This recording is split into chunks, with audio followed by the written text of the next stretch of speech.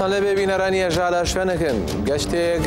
لە ئاکتوێلێکی نوێدا بە گرنگترین بابەتەکانی ڕۆژدا دەکەین کە بۆمان هەڵبژاردوون گفتوگۆی تێر و تەسەلی لەبارەوە دەکەین. گەرانی ئەژا سێ تەوەری ئاساسیمان بۆ هەڵبژاردوون کە ئەمڕۆ قسەی لەسەر دەکەین. یەک پەیوەندی بە پرسی ڕیفراندۆمە لە باشووری کوردستان.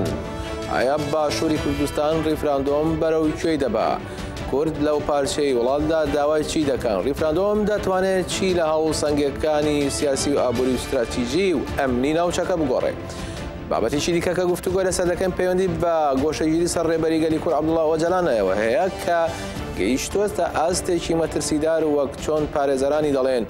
لە پاڵ ئەوەشدا گەل ناڕەزایی بوونی زیاد دەکات وەڵەیەک کۆمەڵگای نوێنەتەوەی و ڕێکخراوی CPT بێدەنگە. ئایا ئاکەپە بە گوشاری سەر ئۆجەلان و گۆشەگیری دەیەوێت چی بکە؟ سێهەمین دۆسیەکە گفتوگۆی لەسەرەکەم پەیوەندی بە پرسی ناوچەکە بە گشتی و کەندا و تورکیا و ئێران هەیە. مەسەلەی قەتەر کە گوشارەکانی سەر ئەو وڵاتە زیادی کردووە و چارەنووسی ناوچەکە بە تەواوی گۆڕانکاری جدی بەسەردادێ. بەڵێ بینەرانی ئەژا لە باشووری کوردستانەوە دەست بەم گەشتە دەکەین. وەک پێمان ڕاگەیاندن کە ڕیفراندۆم لە باشووری کوردستان بڕیارە لە 25 مانگی نۆوە تا ئەیلول دەست پێ بکە. دەنگدان بۆ ئەوەی کورد سەربەخۆی جیابوونەوەی لە عێراق دەوێت یا خۆت نایدەوێت و داوای چی دەکەن؟ هاوسەرۆکی تەفگەری ئازادی کۆمەڵگای کوردستان بەڕێز محەممەد عەبدوڵڵا لەو بارەیەوە قسەی کردووە. دۆسەیەک لە چوارچێوەی قسەکانی ئەودا دەبینین کە ڕاوسەرنجی تەفگەرەکانە دوایی قسەی لەسەر دەکەین. محەممەد عەبدوڵڵا هاوسەرۆکی گشتی تەفگەری ئازادی کۆمەڵگای کوردستان لەبارەی ڕای تەفگەرەکەیانەوە لەسەر ڕیفراندۆم وتوویەتی ڕیفراندۆم مافی هەر پێکهاتە و گەلێکە، پرۆسەیەکی دیموکراتیە، ئێمەیش وەک هێزێکی دیموکرات باوەڕمان بە ڕیفراندۆم هەیە، بەڵام ئەو هەلومەرج و بارودۆخە و ئامانجەی کە ڕیفراندۆم تێدا ئەنجام دەدرێت و کارکردن بە ئەنجامەکانی ڕیفراندۆم گرنگە. هەروەها وتویشێتی ئێمە دەڵین پێمان باشە ڕیفراندۆم بکرێت، بەڵام ڕیفراندۆم کێ بیکات و ئامانجەکانی چی بێت؟ بۆ نمونە پارتی دیموکراتی کوردستان زۆرترین بانگەشە بۆ ڕیفراندۆم دەکات. پارتی سیاسەتەکانی گرێدراوی وڵاتانی دەرەوەیە و ئەجیندای وڵاتانی دەرەوە جێبەجێ دەکات. هەروەها لە نێوخۆیشتا متمانەی لەدەستاوە. ئەمە وای کردووە کە خەڵک متمانەی نەماوە بەوەی کە ئەم لایەنە هەنگاوی تر هەڵبگرێت. محەممەد عەبدوڵڵا ئاماژەی بە بەکارهێنانی ڕیفراندۆم کرد بۆ داپۆشینی هەندێک پرس و دەڵێت پێمان وایە سەرۆکی هەرێم و پارتی دیموکراتی کوردستان لە هەندێک پۆستان کە ناشەرعین ئێستا بە دوای ئەوەدا دەگەڕێن کە شەرعیەت بدەنەوە بۆ پۆستانە. وتیشی هەندێک وا پێناسێ پارتی دیموکراتی کوردستانی عێراق دەکەن کە بووە بە بەشێک لە ئاکەپە، بۆیە دەیانەوێت جارێکی تر بیکەنەوە بە پارتێکی باشووری، بۆ ئەمەیش بابەتی ڕیفراندۆم و سەربەخۆی بەکاردەهێنن. هاوسەرۆکی تەفگەری ئازادی دەڵێت ئێستا ئیرادەیەک هەیە بۆ سیستەمی خۆبەڕێبردن لە شەنگال. ئەو هەنگاوانەی کە هەڵیان گرت دژی شەنگال شکستی هێنا. ئەجیندای پارتی لێرەدا وا دەردەکەوێت کە ڕیفراندۆم وەک کارتێکی فشار بۆ سەر هەندێک لایەنی تر بەسەر هەندێک ئایدیا و فکری تر بەکار بهێنێت. دەیانەوێت ڕیفراندۆم و دەوڵەتی کوردی وەک کارتی فشار دژیان بەکار بهێنێت. محەممەد عەبدوڵڵا تیشکی خستووەتە سەر ناڕوونی ئامانجەکانی ڕیفراندۆم و وتوویەتی پرۆسەیەکی گرنگی وەک ڕیفراندۆم بە ترسنۆکی بەڕێوە ناچێت، هەنگاوی بوێرانە و شەفافی دەوێت.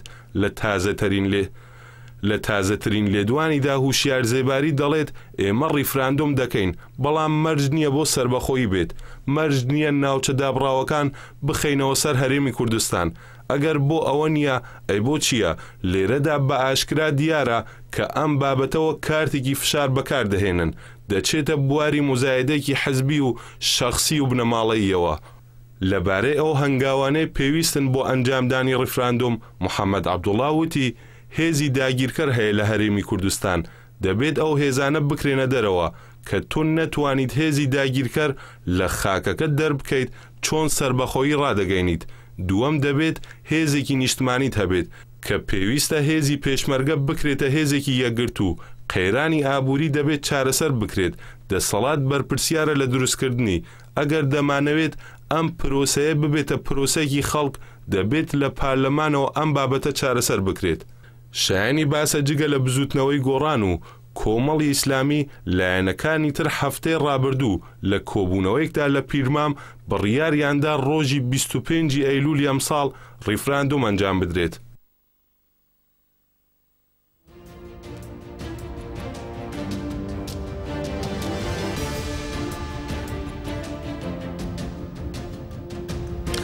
پیرەرانی ژان بابەتە لەگەڵ بەڕێز سەلاح سۆفی چالاکی سیاسی گفتوگۆ دەکەین. کاک سەلاح بەخێرات. کاک سەلاح منەمێ ڕاوسەرنجی ئەوە لەسەر ریفراندۆم وەرگری بڕیادراوە 25 مانگی ئەیلول ماتە مانگی نۆ ریفراندۆم بکرێت. ئێوە ئەم پرسە چۆن هەڵەسەنگێن؟ لە سەرەتاوە بەڕاستی پێشەوەی باسی ریفراندۆم بکەین دەبێت ئینسان باسی ئەو گۆڕانکارانە بکات کە لە ڕۆژهەڵاتی ناوەڕاستە بۆ پێشتر ئێستا کام کاتانە ئەویشەوەی کە ئەگەر زلهێزەکان و باوڵین استراتیژ و بەرژەوەندی زلهێزەکان لەوەیە بێت کە گۆڕانکاریکی جدی لەو ناوچەیە ڕووبدات و بێت و بۆ لە دایکبوونی دەوڵەتێک دەوڵەتێکی کوردی یاخود هەر دەوڵەتێکی کە پێم وایە ئەمە بابڵین ئەبێ بە شێوەیەکی استراتیجارەت و چاوی لێ بکەیت و ئەمە ببینی و تو چۆن بتوانیت وەکو گەلی کورد لە هەر چوار پارچەی کوردستانە بێگومان بتوانیت بەرژەوەندەکانی خۆت ڕێخەیت بە شێوەیەک کە بتوانیت تۆ لەو سیستەمەیە جارێکیکە ئەو وەزعیەتێک کە سایکسپیکۆ و پێش 6 ساڵ بەسەر گەلی ئێمەیە جارێکە دووبارە نەبێتەوە. بۆ ئەمەش مەسەلەی ریفراندۆم ئەمڕۆ وەکو بانگێشەی پێکرێت دیارە من بەڕاستی خۆم لەگەڵەوەیان ینی پێم وایە دەوڵەتێکی کوردی یاخود دەوڵەتێکی خۆسەری کوردی کە پێم وایە مەسەلەیەکی زۆر گرنگە بۆ گەلی ئێمە لە ڕۆژهەڵاتی ناوەڕاستە بۆی کاتۆ بەرامبەر ببنێتەوەکان تریش با بڵین بەرابەر بیت. بەڵام لە هەمان کاتە ریفراندۆم مەسەلەیەکی ئەوەیە ینی پێم وایە گەلی ئێمە ئەگەر بێت و سیستەمێکی حکومڕانێکی باش سیستەمێکی دادپەروانانە یاسا ئازاد و سەروەر بێت گەلی ئێمە خۆی بەرەو سەربەخۆیی و خۆی بەرەو ئەو مەسەلە ئازادیانە ئەچێت کە لە تۆ لە ناوچەی کاپتوێت دروستی کەیت. ئیتر پێویست بەڕاستی بە ریفراندۆم نیە. ئێمە بزانین مەسەلەی مادی سەوچل یەکێک لەو کێشانە بوو کە باس لەوا کرا کە ریفراندۆم بکرێ ئایا کەرکووک لەسەر هەرێمی کوردستان یاخود لەسەر بەغاوێ. بەڵام بزانیمان لە ڕێگەی یاساییشەوە لەگەڵ حکوومەتی عێراقی ئەمە جێبەجێ نەکرا. بەڵام ئەگە بێت و سەیر لە ڕووی یاسایی و تەماشای وەزعی ریفراندۆم بکەیت لە ناو یاساکانی عێراقا ئەڵێ حکوومەتی هەرێمی کوردستان بەشێکە لە خاکی عێراق ینی کەواتە تۆ باسی تەنانەت جیابونەوەشی نەکردو لە ناو یاساکان. مەسەلەی ناوچە دابراوەکان باسی کرد بەڵام ئێستا گەشتە گومانە سەرەوە هەیە ئایا ئەو ناوچانە ئەگەر ریفراندۆم بکرێت ئەو ناوچانە بەشدارە بن یان بەشدار نابن لەبەرەوەی ئێستا هێشتا ناچی کێشە لەسەرە و عێراقیش ئەترازی هەیە بۆەوە. یعنی ئەزانی سەیکە هەموو ناوچانەی کە تاکو ئێستاکە بۆ نزیکەی 5 ساڵە لە دوای 2023 با بڵێن بۆ نمونەوە 14 ساڵە تا ئێستاکە هیچ گۆڕانکاریێک لە سیاست و عقلیەتی حکوومەتی عێراقی یاخود با بڵێن لە حکوومەتی سیاسایی تەنانەت دەستوریشە ئەم گۆڕانکاری ڕوونەداوام پێم وانێ ڕوودا. بەڵام کێشەکە لەوە نیە. کێشەکە لەوەیە تانە بەشێکی پەیوەندی بە خۆمانەوەتان ینی ئێمە ئەو کێشە ناوخوانیکەوە لە باشووری کوردستان ئەو کێشە ناوخوانیکەوە ینی بەستنەوەی وەزعی هەرێمی کوردستان بە سیاسەتە داگیرکاریەکانی وڵاتانی دراوسی ئێمەوە نەیتوانیوە بڕیارێکی ڕاستگۆیانە و سەربەخۆیانی خۆتە بێت تۆ بتوانانی سیاست بکەی لە باشووری کوردستانە. ینی من بەبەستم لەوەتانێ ئەو ناوچانە ئەگەر بێت و ریفراندۆم لە هەر جێگەیەکەکەیت ئەگەر ئەو ناوچانەی کە تاکو دوێنێ ناوچەیەکی با بڵێن زێڕینە کورد بوونەوە لە ناو ئەم مەسەلەی ریفراندۆم نەبێت ریفراندۆم چی ئەکرێت پێویست ناکە ئەسڵ ریفراندۆم بکرێت و لە هەمان کاتە کە وەکو خۆیان باسیەکەن ریفراندۆم شەرت نییە ئێمە باسی ئەو بکەین کە باسی دەوڵەتی بکەین سبەینێ دەوڵەت عیلانی دەوڵەتی کوردی بکەن ئەم ریفراندۆم بۆ چیەکەن ئەگەر مەسەلەی پەیوەندی زیاتر بۆ نەبێت کە مزادێکی سیاسی بەڕاستی بکەین. باشە باید بزانین ڕای خەڵک چۆنە. ئێمە دوای مۆلای جەنابەت لە بەڕێز جیهاد هەورامیە پرسین. جیهاد هەورامی ڕۆژنامەوان لە باشووری کوردستان لە هەڵەبجە لەگەڵمانایە. جیهاد ئەم کاتت باش ئێوە وەک ڕۆژنامەوان ڕۆژانە ڕووماڵی ئەو ڕووداوانەکەن لە ناو خەڵکدان. ڕای خەڵک لەسەر ریفراندۆم یا دەنگدان چییە؟ فەرموون. بەڵێ ئەم کاتەیەوە بینەرانیش باش هەروەک ئاشکرایە کە ماوەیەکی زۆر دەبێت پرسی ریفراندۆم لەلایەنە سیاسیەکان و بە تایبەتی پارتی دیموکراتی کوردستان لە نێو خەڵکا دەوروژێنرێت و بە دوایین جاریش لە هەفتەی ڕابردوودا ئەو بەروارەیان دانا لە کۆبوونەوەیەکی سیاسیدا. ئەوەی کە زیاتر هاوڵاتیان باز لە ئەنجامدانی ڕێفراندۆمەکە دەکەن زۆر بە ناومیدیەوە لەم پرۆسێ دەڕوانن چونکە پێیان وایە لەم پرۆسەدا تەنها بۆ مزایدەی سیاسی و بەدەستێنانی دووبارە دەنگی هاوڵاتیان و سۆز و عاتیفەیانە بۆ بەشداریکردنیان لە هەڵبژاردنەکانی داهاتووی مانگی 11 کە بۆ پەرلەمانی هەرێم و سەرۆکایەتی هەرێم ئەنجامەدرێت هیچ شتێکی تر نییە. ئەوان باسی ئەوە دەکەن ئەمە لە کاتێکدایە کە قەیرانەکانی هەرێمی کوردستان ڕۆژ لە دوای ڕۆژ بەرەو زیادبوون و قورستر دەڕۆن و هیچ چارەسەریشیان بۆ نەکراوە لە هەمان کادا باسی ڕێفراندۆم دەکرێت ئەوان دڵنیایی ئەوەیان پێ نییە کە لەم بارودۆخی کە ئێستا هەرێمی کوردستان تێدایە ئەگەر بێت و ڕێفراندۆمیش ئەنجام بدرێت و بە بەڵێ سەر بگرێت ئەوان چه زمانێتێکی ئەوە وەردەگرن کە بارودۆخی ژیانیان چا بکرێت لە کاتێکا ماوەی 2 ساڵ دەبێت موچەکانیان پاشەکەوت کراوە قەیرانی دارایی ڕووی لە هەموو هاوڵاتیان کردووە ئەمەش لە کاتێکایە کە خودی لایەنە بەشداربووەکان و ئەندامانی کۆبوونەوەکە باس لەوە دەکەن ئەم ڕێفراندۆمە تەنها بۆ وەرگرتنی ڕای هاوڵاتیانە و باس لە سەربەخۆی ناکات کەواتە ئەمە ڕوون و ئاشکرایە جارێکی دیکە هاوڵاتیان لەوە دڵنیا دەبنەوە ئەمە تەنها بۆ مزایدەی سیاسی بەکاردێت بە تایبەتی پارتی دیموکراتی کوردستان کە ماوەی چەند ساڵێکە ڕۆژ دوای ڕۆژ تووشی شتێکەوە بپرسم لەسەر مەسەلەی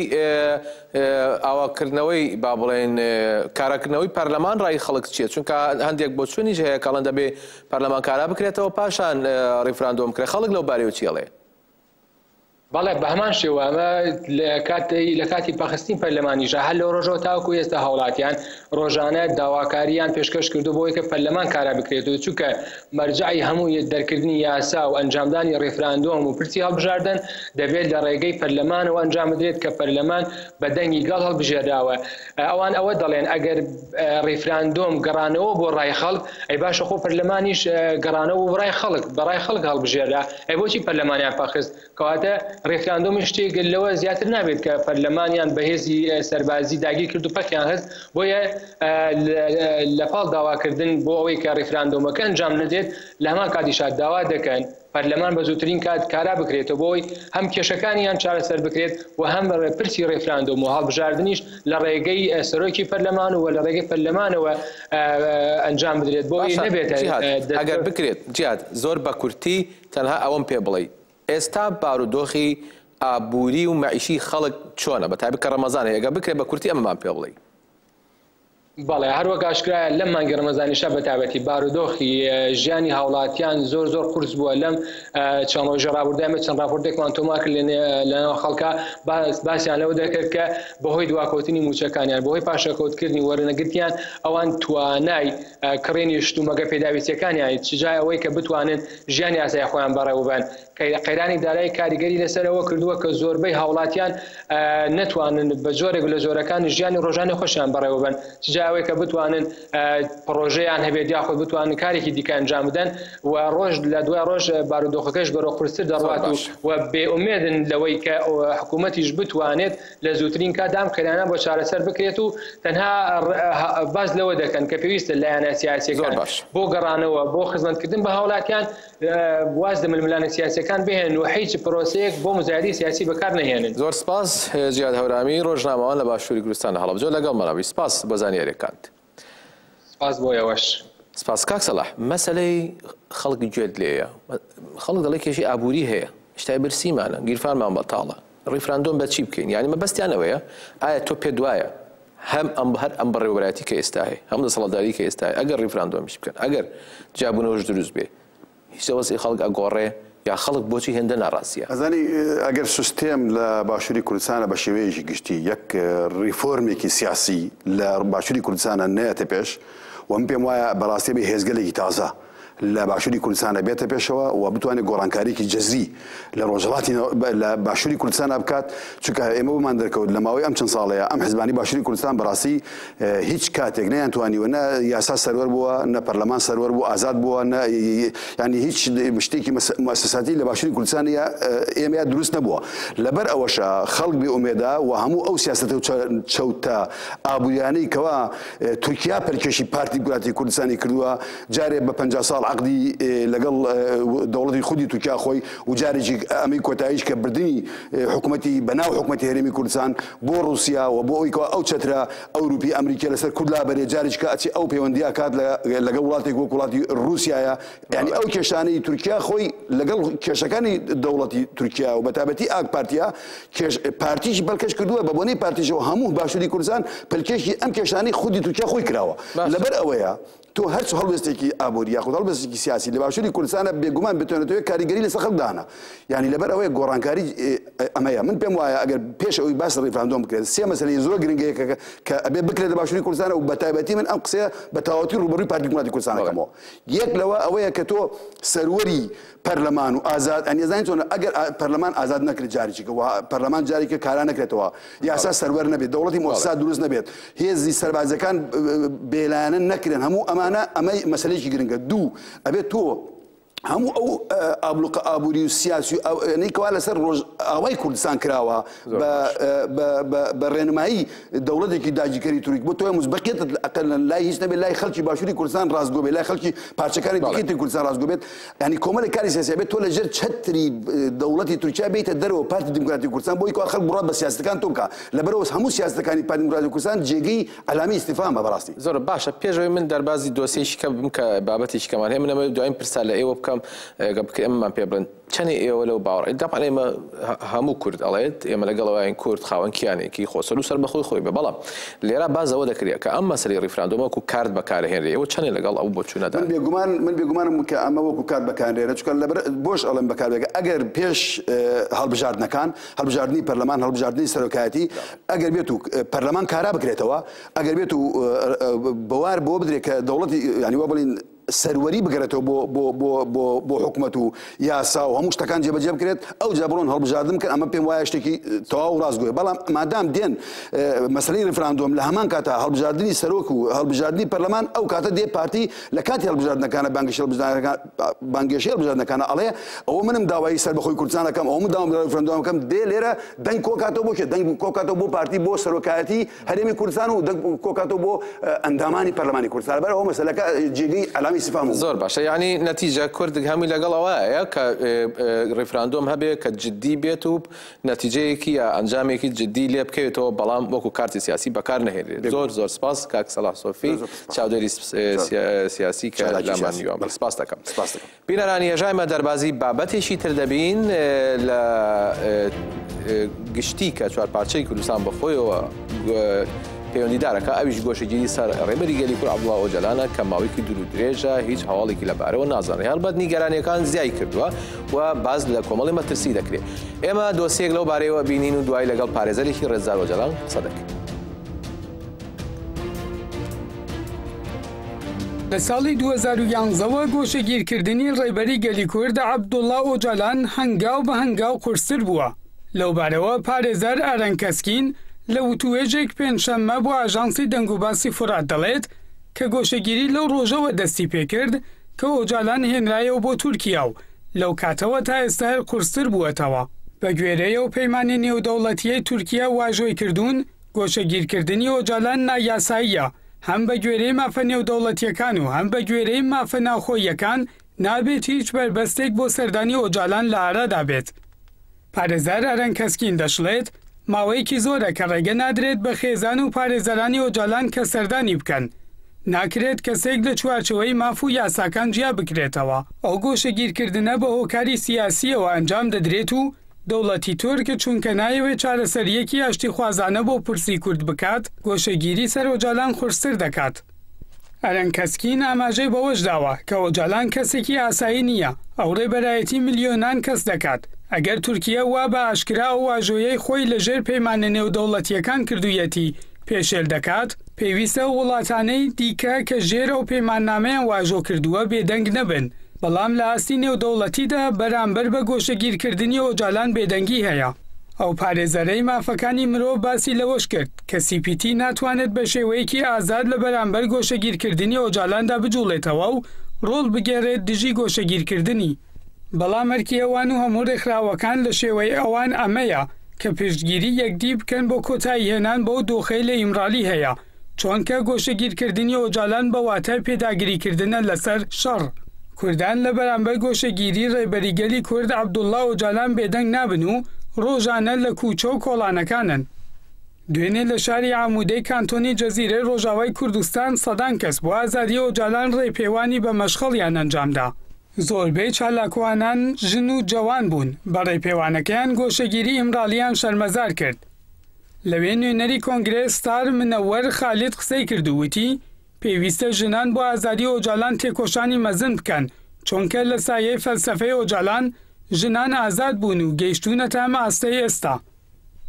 لە ئاستی نێونەتەوەیشدا پشتیوانیەکان بۆ ئازادی ئۆجالان زیاتر دەبێت. لەو چوارچێوەیەدا کۆنسەی شارەوانی شاری پین وڕەلای وڵاتی ئیتالیا لێدوانێکی نووسراوی بڵاو کردووەتەوە و تیایدا ڕاگەیاندووە کە بڕیاریان داوە مافیا وڵاتیبوونی فەخری بدەنە ئۆجالان. لە لێدوانەکەی شارەوانی پێن وۆرەلای داهاتووە لە کاتێکدا ئۆجالان پێداگرە لەسەر چارەسەرکردنی پرسەکان بەڵام گۆشەگیری بەسەریدا سەپێنراوە. دانی مافیا وڵاتیبوونی فەخری بۆ ئۆجالان بە واتای پشتگیریکردنی پێداگیریەکانی ئەوە بۆ چارەسەرکردنی کێشەکان. گەلی کورد نەتەنیا لە تورکیا بەڵکو لە هەموو شوێنەکان بۆ ئازادی تێدەکۆشێت. شایەنی باسە لە ماوەی ڕابردووشدا مافیا وڵاتیبوونی فەخری لەلایەن شارەکانی پالێرمۆ، ناپۆلی، پالایۆنا، ڕایچا، ڕەگیۆ، ئەمیلا و مارتانۆ درابووە ڕێبەری گەلی کورد عەبدوڵڵا ئۆجالان.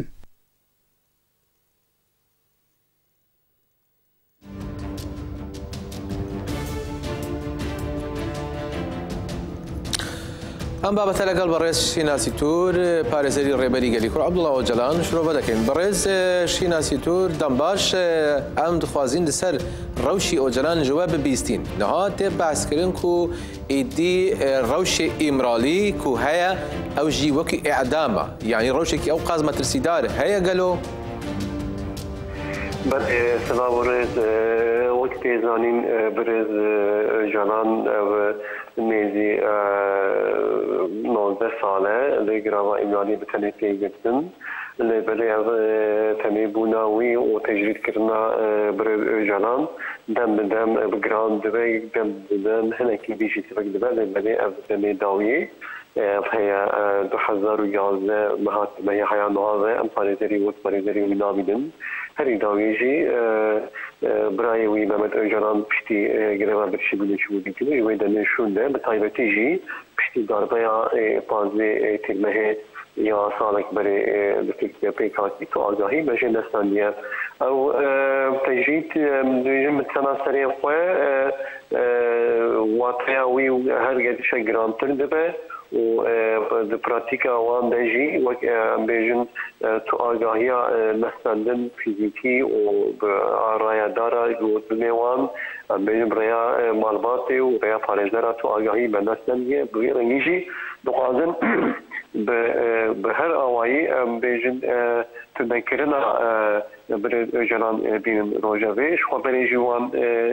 گوتبوو چاڵێ سەرفەرمانداری وان گوتبوو کو ئەمێ دەوردە بە ساڵی تێخن تابوتێکی بەڕێز ئۆجالان ژڤیا وەگە مینا تابوتێکی ئیمرانی بەناو کردبوو بەوێ ڕەنگی پۆلیتیقای خوێندەمەشینن هەرگە دەشە گران دەبە ڕەوشە بەڕێز ئۆجالان تەجریدکردناوی بەوێ ئاوایی هەری داوێژی وەک منزانن CPT چبوو وێدرێ بەها 2016 بەها داوی ئاورێنێ نیسانێ دە زیارەت کردبوو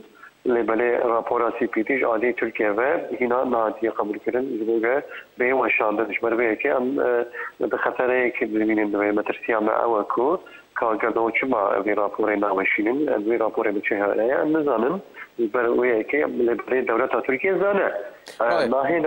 بەڕێز شیناسی گەلۆ ینی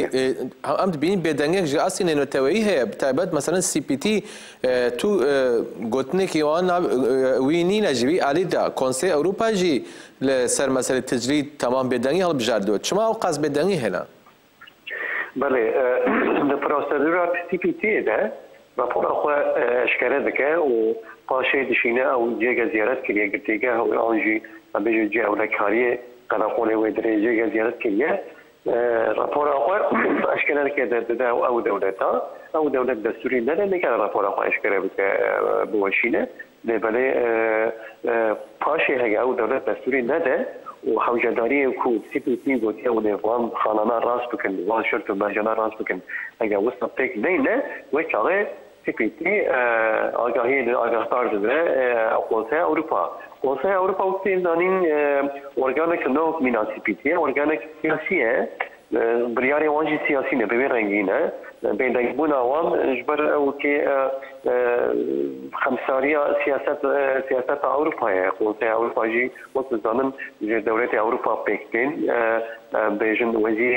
حمو دولتين أوروبا دور دجية خدقرن وبريار سياسي دقرن بوغي كي بيجن يعني بيدنجيا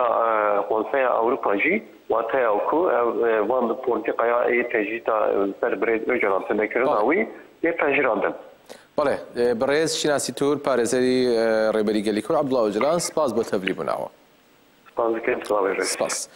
بەڵێ بینەرانی ئێشا ئەوەی گوێمان لێبوو بەڕێز شناسی تور پارێزەری ڕێزدار ئۆجلان لە پاری دۆخی ئێمراڵی گۆشەگیری زانیاری تەواویدا کە وەکو مەترسیەک تەماشاکرێ بەڵام لە دۆسیەکە بینیمان گەلیکۆر لە بەرامبەر ئەو مەترسیە ڕۆژ بە ڕۆژ زیاتر لەسەر پێ. بینەرانی ژا دەچینە دۆسی تایبەت بە قەتەر یا ئەو تێکچوونی هاوسەنگە سیاسیەکان و استراتیژیەکان لە کەندا و ڕۆژهەڵاتی ناوین بە گشتی. پەیوەندیەکانی تورکیا لەگەڵ قەتەردا چییە؟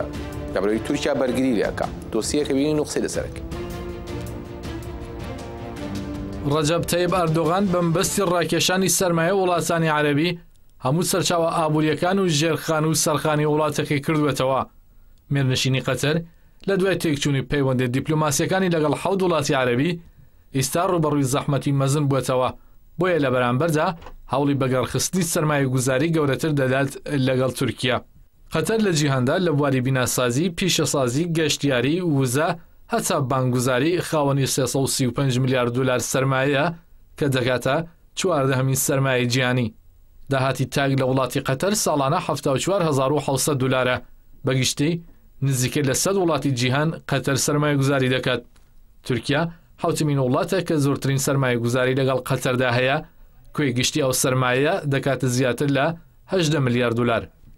زۆربەی پرۆژە بناسازیەکانی وڵاتی قەتەر لەلایەن کۆمپانیا تورکیەکانەوە بەڕێوە دەچێت. لە 3 مانگی ساڵی 2017دا کۆمپانیەکانی تورکیا 128 پرۆژیان لە قەتەر بە بەهای 14.2 میلیارد دلار خستوەتە کار. لە ساڵی 2015 تا ئێستا قەتەریەکان چەندین کۆمپانیا مەزنیان لە تورکیا کڕیوە یان ئاوا کردووە، هەروەها لەگەڵ بانکەکانی QNB فینانس، ئابانک، دیگی تورک، BMC و بوینەر بوونەتە هاوبەش. گروپی کۆمپانیەکانی STFA و ناوەندی بیناسازی تورکیا لەگەڵ کۆمپانیا بنیاکان بە بەهای 4.4 میلیارد دلار سەرمایەیان ڕاستەوخۆ داوەتە کۆمپانیەکانی سەر بە ئاکەپە کە تایبەت بوون بە پرۆژەکانی دروستکردنی مترۆی دۆحە و پرۆژەی ئاواکردنی ژێرخانی قەتەر، گواستنەوە و بیناسازی. چاوەڕێ دەکرێت بە ئامانجی پێشوازیکردن لە جامی جیهانی تۆپی پێ بۆ ساڵی 2022 قەتەر 170 میلیارد دلار بۆ ئاوادانکردنەوەی 5 ستادیۆمی نوێی تۆپی پێ و نوێکردنەوەی سێدیکە بخاتە گەڕ. هاوپەیمانە سەرمایەدارەکانی تورکیا چاوەڕێ دەکەن کە تا ساڵی 2022 بڕی 15 تا 20 میلیارد دلار لەو پرۆژانە قازانج بکەن. لە ساڵی 2016دا لە دیدارێکی نێوان ئەمیری قەتەر تەمیم بن حەمد بن خەلیفەی دووەم و ئەردۆغان لە شاری ترابزۆنی تورکیا چەندین گرێبەستیان بە بەهای چەندین میلیارد دلار لە بوارەکانی زانیاری و پەیوەندیە تەکنۆلۆژیەکان،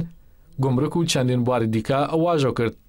ئێستا هەریەکە لە تورکیا و قەتەر پلان دەکەن کە بۆ ساڵی داهاتوو ئاستی بازرگانی نێوانیان بەرز بکەنەوە بۆ دووقاتی ئێستا. لە سۆنگە ئەم پەیوەندیانەوە وەک پشتیوانی لە دۆحە پەرلەمانی تورکیا بڕیاری ناردنی هێزی سەربازی تورکیا بۆ قەتەردا دوێنش ئەردۆغان بڕیارەکەی پەسەند کرد. ئەردۆغان باژانسە ناوخۆیەکانی وڵاتەکەی ڕاگەیاندووە کە قەتەر برایانە و بە تەنها جێ ناهێڵن و هاوکاریان دەکەن. ئەردۆغان لە بەرامبەر ئەو وڵاتانەی پەیوەندیان لەگەڵ قەتەر پشڕاندووە ناوی 59 کەس و 12 ڕێکخراوەیان خستوەتە لیستی ترۆرەوە کە زۆربەیان دۆستی ئەردۆغانن تووڕێی خۆی نیشانداوە و ئەو دەستگایانەی بە خێرخواز پێناسە کردووە.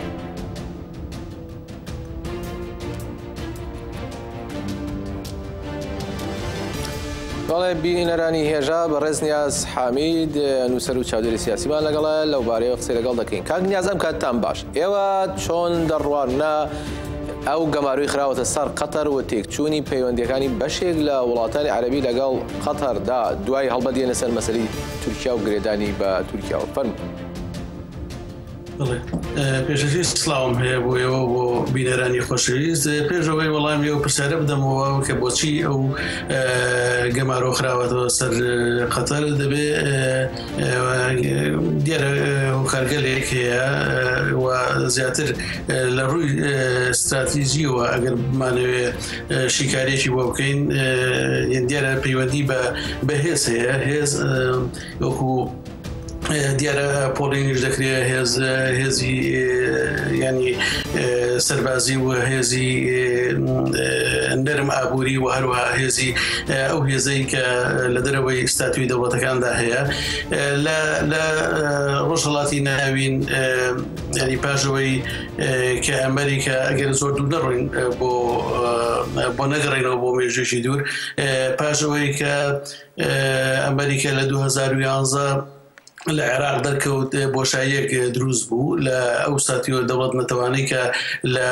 حزوری هەیە لە ڕۆژهەڵاتی ناوین هەرێکە پێشبڕکیان دەکرد بۆ ئەوەی بتوانن لەسەر حیسابی ئەوانی کە ینی هەم ئەو ناوچانەی کە ژێر هەژمونی خۆیانە زیاد بکەن و یاخود بڵێن بەنماڵەیەش کە دەستکاری سنوورەکان بکرێتن لەبەر ئەوە ینی کوتلاتی سیاسی دروست بوو ینی هاوپەیمانی سیاسی ناوچەکە دروست بوو ئەو هاوپەیمانە ئاساسی بەرژەوەندی ئابووری و هەروەها بەرژەوەندی ینی پاشخانی بە پاشخانی ئایدۆلۆجیەشەوە ینی ئەوکو دەبین لێ هورد و دەوڵەتی داگیرکردی کوردستان بڵێن ئێران و تورکیا وەکووانە مێژوێکیان هەیە لە داگیرکاری و پاوانخوازی خاوەنی و ئیمپراتۆرەتی سەفەوی و هەروەها عوسمانی بوونە ئەوانە بە شێوەیەک لە شێوەکان پاش دەستکێشانەوەی ئەمریکا لە ڕۆژهەڵاتی ناوین ئەوانە کەوتنەگە بۆ تێکدانی ئەوەی ساکس بیکۆ ینی ئەوەی ئەو پەیمانی بڵێ ئەو پەیمانی ساکس بیکۆ یان ڕێکەوتنامەی ساکس بیکۆ بۆ ئەوەی سوورەکان سەلەن و دابڕێژنەوە ئەمە دیارە ئەمە پاشخانەکەیە بڵێ سەبارەت بە پرسیارەکە ینی قەتەر لەبەر ئەوەی ئیمکاناتی مادی زۆرە وەکو باسمان کرد هێز بریتە لە هێزی عسکەری و هێزی ئابووری و هەروەها ئەو هێزێک لە دەرەوەی ستاتوی دەوڵەتەکان ئەو سێ هێزە وەکو سێداشی بەردی شەترەنج وایە بەیەکەوە کار دەکەن بۆیە ینی قەتەر ڕۆڵی تەمویلی ڕەهاب یاخود تەمویلی گۆڕینی نەخشەی سیاسی لە ناوچەکە کرد کە دیارە قەتەر لەبەرەوەی خاوەنی ینی خەزینێکی گەورەی غازە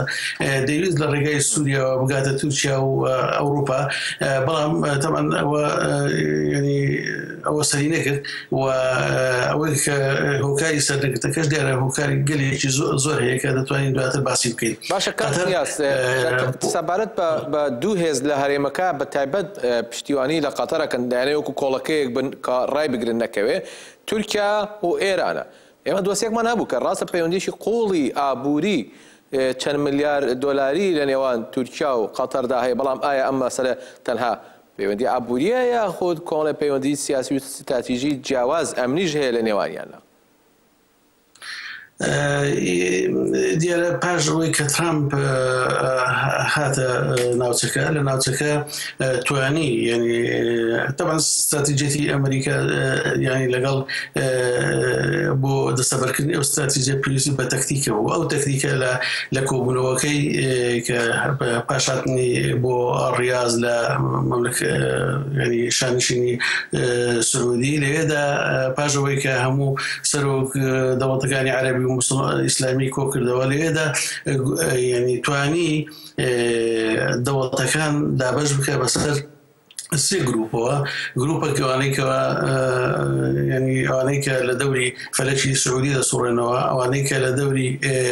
تورکیا کە کەمن ئەوانە تەمان و ئەوەی کە لە ئێرانیش يعني سي كتلة إسلامي يعني تنرو و بيستي بوهبوك أو جورك لا تيجيشتن لنيواني هبو بيستي ذاك الكوا تيجي بداتن براسي سركوتني شيء هنا أو دو كتلة كباس بيصير باس ما كرديا وسي كتلة يعني السعودية وايل السعودية كبتواني برامبر تركيا وقطر بوسطتها وبرامبر بإيران بوسطتها و يعني أو دو كتلة كديان ك يعني لجير بيلاندانا بو زورك لنزيق بونوي تكتيكي هي بيوانية يعني استراتيجي مثل بين إيران دويني بابلين ماوي برليستا هل دوي أو برياري جمارو سر قطر برپرسی گەورەی ئەمنی ئێران باڵێن محسین ڕازایی ڕایگەیان کە ئەوان قەتار بە شێو لە شێوەکان دەڵێ دەی پارێزین ئاکە پاش دوێنێ ئەردۆغانش دوێنێ پێرێ و تۆتی کە ئێمە قەتەری برامان بە تەنها بەجێ ناهێڵین هاوکاری ئابووریشیان بۆ ناردووە لە مەک دوو ڕۆژە ئێران و تورکیا ئایا ئەوان ئەتوانن بەر بەو گۆڕانکاریە لە قەتەر بگرن بە بۆچوونیەوە؟ ناتوانن دیارە يعني تو ئەمریکا يعني حضوری ئێستاگە بڕیاری داوە ئێمە دەبێ باش لە پشتیوانی ئەمریکا بۆ شەروانانی ئازادی لە سووریا يعني خوێندنەوەی باشی بۆ بکەین دیارە ئەمریکا بڕیاری داوە کە لە ناوچەکە بیتن و چونکە ئەوەی کە دەگوزارێ دەبێ ئەو هیلالە شیعەی کە ئێران بەتەمە تێکی بشێنێ و ئەو داکشانەی تورکیا برو جهانی عربی اویج ل باکوری سوریا و روجاوی کردستان لیه تک بشینیتن. لبرو يعني إذا قطر يعني ديال باجوي أو جبارو أبوريا يأخذ برين أو قطيعي ك روبا توا يعني توشي شو قرفت يقدر جورده بيتن كبيموا نا تركيا نا إيران دتوانيتن زيادة بخويان أو دو دولة متهم بإرهاب براسي يعني سناوندي إرهاب أو سي دولة أو سي بايتختان تهران ودوحة وأنقرة أو سي بايتختي تيرورن برو ناتوانن وضع شوادانين لا بوزيشن شوادانين بتوانن يعني بلبقرين لو ويك استاك برامبر تيرور داخلت زور سپاس برز نیاز حمید نوسر و چاودێری سیاسی لەگەڵ ماوەی سپاس بۆ ڕوونکردنەوەکانتان. سپاس بۆ ئێوە. بەڵێ بینەرانی ێژات دوایین دۆسیەمان تایبەتە بە ڕەقە ئۆپەراسیۆنی ڕزگارکردنەوەی ڕەقە دیمەنێک بڵاو بۆتەوە کە لە دیمەنەکە دەرەکەوێت جیهان شێخ ئەحمەد وتەبێژی ئۆپەراسیۆنی تووڕەی فرات با کاتە ئێستا کاتە ئۆپەراسیۆنی ڕزگارکردنی ڕەقە و کلارە ڕەقە یەک لە فەرماندەکانی هێزەکانی سووریا دیموکراتیە لە ناو شاری ڕەقەدا دەگەڕێن. ئێمە هەندێک لەو دیمەنانە دەبینین بزانین ڕەوشی ڕەقە چییە و دوای هەندێک گفتوگۆیەکی لەسەرەک.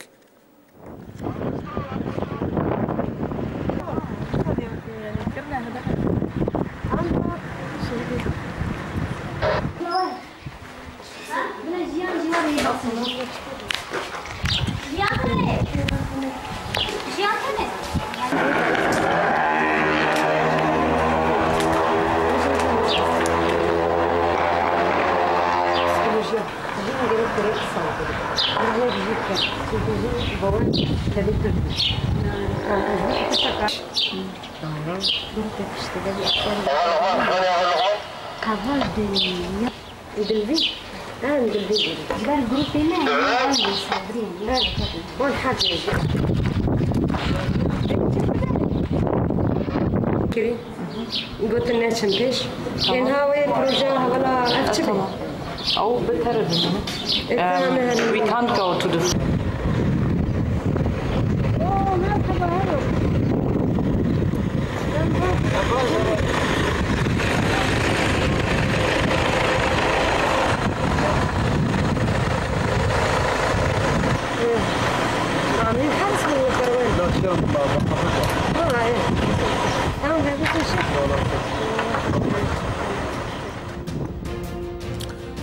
ئەمیر ئەحمەدی ڕۆژنامەنووس لە ڕۆژاوای کوردستان و لەگەڵماندایە. ئەمیر ئەم کاتتان باش ڕەوشی دوایی ڕەقە چی هەیە لە جەنابتان ببیستی؟ وەسەلام کاتەیەوە بینەرانی فریدۆم تیویش باش لە ڕۆژاوای کوردستاندا ڕۆژەتی سەرەکە ئێستا بە تایبەت لە ڕۆژاوە و سووریا ئۆپراسیۆنی ڕزگارکردنی شاری ڕەقایە کە لەژێر ناوی شەڕی مەزندا ئۆپراسیۆنی شەڕی گەورەدا دەستی پێکردووە لە 6 مانگەوە دەستی پێکرد. شەروانان بەردەوام لە پێشڕەویدا لە ماوەی ئەم 5 ڕۆژەی ڕابردوودا شەروانان توانیویانە 3 گەڕەک لە ڕەقا شاری ڕەقا کە وەکو پایتەختی خلافەتی داعش لەناسرا ڕزگار بکەن کە مەش بەڕاستی ئەم ئۆپراسیۆنەی کە شەروانان دەستیان پێکرد بەم شێوازە خێرایی پێشڕەویان یەکێکتر لە ئاستی پێشکەوتنی شەروانانی هێزەکانی سووریای دموکراتیک لەباری پلان و استراتیژیای شەڕەوە نیشان دەدات کە ئەو شەڕانەی کە لە ساڵانی ڕابردوو لە مانگانی ڕابردوودا لە ڕۆژاوای کوردستان و باکووری سووریادا بەڕێویان بردو لە هەمبەش داعشدا کردیان توانیویانە گەورەترین ئەزموونی شەڕ لەباری شەڕی ناوشارەوە لێ بەدەست بخەن. هەروەکو دەزانرێت تاکو ئێستا 3 گەڕەکی سەرەکەی ڕەقا کە لە بەرەی ڕۆژهەڵات و ڕۆژاوای ڕەقاوە هەڵکەوتون شەروانان توانیانە ڕزگاری بکەن. ئەمڕۆژ دوایین گەڕەک کە ڕزگار کرا گەڕەکی ڕۆمانیا بوو کەوەش یەکێک لە گرنگترین گەڕەکەکانی ڕەقا بوو. شەروانان توانیانە ئێستا بەرەو ناوەندی شارەکە لە پێشڕەوەیدانەوە وێرەیەوەی کە چەتەکانی داعش بە شێوازی جۆراوجۆر بە تاکتیکی جۆراوجۆر لە هەمبەر شەرواناندا هەوڵ دەدەن کە شەڕ بکەن و شەڕیش دەکەن بە شێوازی خۆکوژی و خۆتەقانەوە، بەڵام ئەمانە هیچ نەیتوانیوە هیچ لە خێرایی پێشڕەوی شەروانان بۆ ڕزگاری تەواوی شارەکە کەم بکاتەوە. خاڵی جێگەی گرنگ لێرەدا ئەوەیە کە شەروانانی هێزەکانی سووریای دموکراتیک هەتا ئێستا هەموو ئۆپراسیۆنێلەی کە لە باکووری سووریادا بەڕێیان بردووە هیچ زەرر گیانیان لەلایەن شەروانانەوە بەر خەڵکانی مەدەنی هەرێمەکە نەکەوتووە و لەبەر ئەوەی کە ئارمانجی سەرەکە ڕزگاری خەڵکانی هەرێمەکەیە بە وشیارێکی تەواو 100% شەروانان هەڵسوکەوت دەکەن لە ناو شارەکاندا بۆ ئەوەی هیچ زەرێک وەبەر خەڵکی نەکەوێت و گیانی هاوڵاتیان بپارێزن. هەر پێناوەشدا ئەمڕۆ زیگ بە 700 هاوڵاتی مەدەنی لە گەڕەکی ڕۆمانیا و لاو گەڕەکانی کە ڕزگار کران لەژێر لەلایەن چەتەکانی داعشەوە وەکو بارەمتە گیرابوون و وەکو خەڵکان هەبر پێشڕەوی شەرواناندا بەکاردێنان شەروانان توانیان ڕزگاریان بکەن و بیان گۆزنەوە بۆ جێگەی ئارام. هاوکات لەگەڵ ئەمەشدا فڕۆکەکانی هاوپەیمانان لە بەڕێگەی ئاسمانیەوە پشتیوانی لە شەروانان دەکەن، بەڵام ئەوەی بەڕاستی شەڕی ڕاستی دەکات لە عەرزی واقعداوە بۆتە هۆکاری سەرەکەی ئەم دەستکەوتانە ئەم پێشڕەویانە ئیرادەی پۆڵاینی شەروانانە کە بەڕاستی بێ گوێدان بە هیچ ئاستەنگیک و هیچ شتێک بۆ تۆڵەکردنەوەی ژنانی ئیزەدی، بۆ تۆڵەکردنەوەی گەلەکەمان، بۆ تۆڵەکردنەوەی ئەو کەسانی کە دیرە لەژێر دەستی داعشدا و ئەو درڕندانەی داعش شەروانان بەڕەخێکی زۆر گەورەوە لە هەوڵدان کە بە زووترین کات تەواو شارەکە لە دەست داعش پاکەنەوە. شیمانەی زۆر دەکرا کە داعش بتوانێت بە شێوازەیەکی جۆراوجۆر لەناو شاردا خۆڕاگری بکات و ئەیم وێڕایەوەیش کە بەڕاستی شەڕێکی بەرفراوان و هەمەلایەنە داعش دەکاتنەوە شارەکە، بەڵام هیچ نەیتوانیوە لە پێشڕەوی شەرواناندا هیچ لەمپەرێک بنێتەوە و ڕێگریکە لە پێشڕەوی شەروانان. هاوکات لەگەڵ ئەو پێشڕەویانەی شەروانان لەناو شاری ڕەقەدا خاڵێکی جێگەی گرنگ ڕاستە عەدەمەوەی ئاماژەی پێکەم بە کورتی فەرموو بەدەستپێکردنی ئۆپراسیۆنی ڕەقەوە دەوڵەتی داگیرکەری تورک هێرشێکی بەرفراوانی لە هەرێمەکانی شەهبا و لە کانتۆنی عەفری موسا ڕۆژاوا دروست کردووە. هاوکات لەگەڵ ئەو ئۆپراسیۆنانی ڕابردوو کە شەروانان لە منبێژیژە دەستیان پێکرد چۆن داعش تورکیا بۆ پشتیوانیکردن لە خلافەتەکەی خۆی لە ڕەقەدا هەوڵی دا ڕێگریکە لە پێشڕەوی شەروانان. ئیجاز بە هەمان شێواز هێرشێکی زۆر بەرفراوانی لە ئەمڕۆ دیسان گوندەکانی منبێژی بردمان کردەوە لە هەرێمەکانی شەهبا و کانتۆنی عەفرین بەردەوام ناوچەکان بردمان هێرش دەکات لەسەری دەیەوێت ڕێگری بکات لە پێشڕەوی شەروانان و کۆتا پەلاقاچی خۆی دەکات بۆ ڕزگاری داعش، بەڵام ئەمانە وەکو هەوڵەکانی ڕابردووی هەمووی دەرەنجام دەبێت.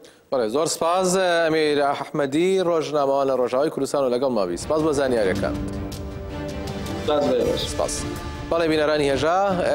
دوایین بابەت کە بینیتان مەسەلەی ئۆپراسیۆنی ڕەقە بوو کە ئەمیر حەیدەری ئەمیر ئەحمەدی بووبرن تەواوی زانیاریەکان بە پێویست پێی داین. بەڵێ بینەرانی هێژا ئێمە کۆتایی بەم گەشتە دێنین و سپاس بۆ ئێوە کە تا کۆتایی بەرنامە لەگەڵمانەوە.